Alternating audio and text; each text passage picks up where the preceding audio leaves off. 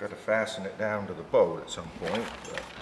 But building a boat, whether it's wood or fiberglass, you hardly ever buy something that you can then just install. Put 4 bolts in it and be done.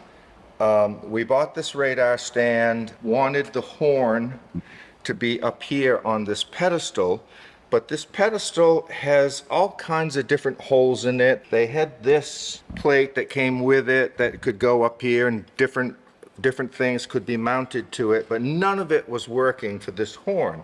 So I took a piece of nylon that I had kicking around and cut a disc out of it and cleaned it up and bolted that to this pedestal so that I could then in turn mount the horn in the center of it, because there was no way to mount the horn before in the center. Then we're going to put a all-around white light up here at the top, but there's no provisions for anything up here, so I've got to drill a hole for the wire, and then I'm going to drill and tap 2 holes to bolt it down.